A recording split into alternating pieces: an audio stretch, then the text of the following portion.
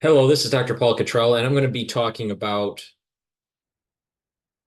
Chapter 12 of Parah Adumah by Maimonides. When the water of the ashes of the red heifer was sprinkled on a person who became impure due to contact with a human corpse, if even the slightest amount of the water touches any portion of the body of the impure person, the sprinkling is effective.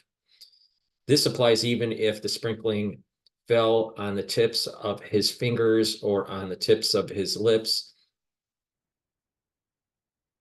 If, however, the water touches his tongue, it is of no consequence, even though the tongue is considered as a revealed organ with regard to contracting ritual impurity. As we explained, it is not considered as one of the revealed organs with regard to sprinkling and immersion. Similarly, when a keli contracted impurity with a corpse and the water was sprinkled on it, if even the slightest amount of the sprinkling water touches the body of the keli, the sprinkling is effective. When one intended to sprinkle on two kalim or two people at the same time, and one sprinkled water on one of them, and then it dripped from the first to the second remains impure until water falls upon him from the sprinkling and not from the concentration of water in another place. If one sprinkled on two kilim and one was in doubt whether he sprinkled on both at once or the water dripped from one to the other, the sprinkling is invalid. When a needle was placed on a shard and one intended to sprinkle water on it, but a doubt arose whether he sprinkled on the needle or the water dripped on it from the shard, the sprinkling is invalid. The following laws apply when there is a kalim that have several parts which are connected to each other with nails. For example, a scissor that comes apart the blade of a plane or the like. At the time of work, they are considered as joined with regard to both impurity and sprinkling. When work is not being performed with them, neither is considered as joined to the other. What is meant by saying that they are considered as joined with regard to both impurity and sprinkling? If one of the parts contracts impurity at the time work is being performed, the second also contracts impurity. Conversely, if water was sprinkled on one while work was being performed with them, the sprinkling is also effective with regard to the other, and it is as if they were a single entity. What is meant by saying that they are not considered as joined with regard to both impurity and sprinkling? If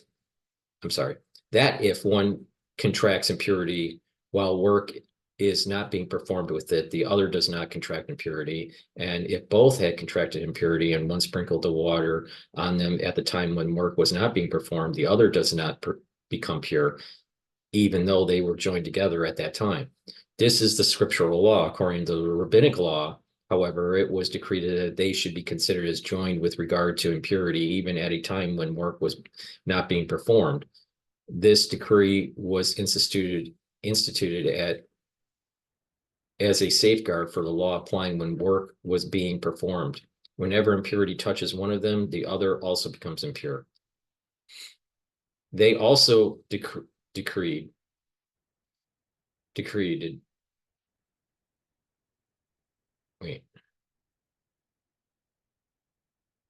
They also decreed that they should not be considered as joined with regard to sprinkling, even at a time when work was being performed. This decree was instituted as a safeguard for the law applying when work was not being performed. Whenever one sprinkles the water on one of them, the other does not regain purity until the water is also sprinkled on the other. From this, it can be inferred that whenever it is mentioned that two entities are considered as joined with regard to impurity, but not with regard to sprinkling. This is merely a rabbinic decree following the pattern explained above. When two articles are joined together to the extent that they are considered as a single entity, for example, one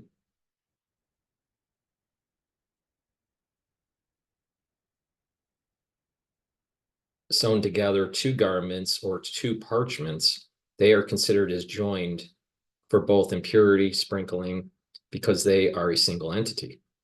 A launderer's sewing and a garment that is sewn with a forbidden mixture of fabrics that are about to be separated are not considered as joined with regard to sprinkling, but are considered as joined with regard to impurity. Baskets joined as a carrier, a threshing utensil, the feet of a bed, drinking horns of travelers, and a chain of keys are considered as joined with regard to impurity, but are not considered as joined with regard to sprinkling. Instead, the water that is sprinkled must reach each individual basket, each individual key, each individual horn, and every beam of the bed that it is assembled. When a person joins 3 blankets of wool, or 6 of linen, or 3 sheets of 12 kerchiefs, they are considered as joined with regard both to impurity and sprinkling, any more than the above quantities are considered joined with regard to impurity, but are not considered as joined with regard to sprinkling. 1 cloak, 1 garment, and 1 club curran are considered as joined with regard to impurity and sprinkling, even if they are very long and very wide, no matter how large they are. What is a club curran? The garments are 2 garments are taken, cotton is placed between them as a lining, and then they are sewn together as one and worn as an outer garment for the winter. When the covering of a samovar is connected with chains, when one sprinkles the samovar, everything is purified. If one sprinkled on the cover, one did not purify the samovar, it is necessary to sprinkle on it directly. A bell and a clanger are considered as joined with regard both to the impurity and sprinkling. If one sprinkled on one of them, they both regain their impurity. They both regain their purity. A spindle on which flax is spun or ropes are made is composed of 3 parts. A spindle on which flax is spun or ropes are made is composed of 3 parts. A, the rod around which the thread is wound, it is called cush, a cush. B, the copper or iron hook at the top of the rod with which one spins and makes thread is called a sinora. Sitnora.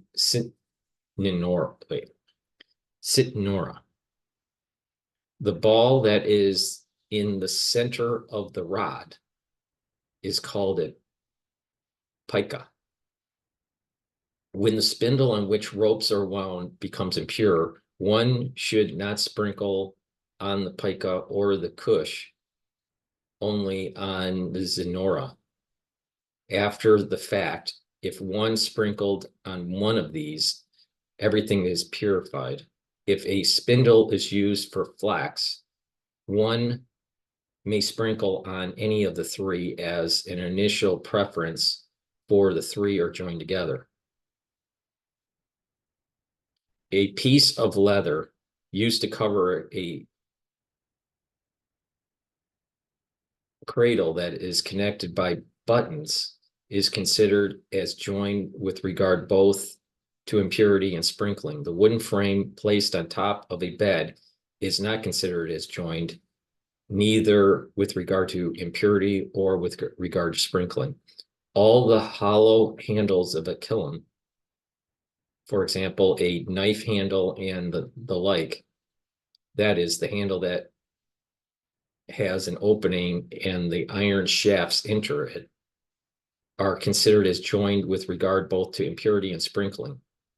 All extruded handles, for example, the handle of a javelin in which a portion of the wood is inserted into the iron shaft, are not considered as joined with regard to sprinkling.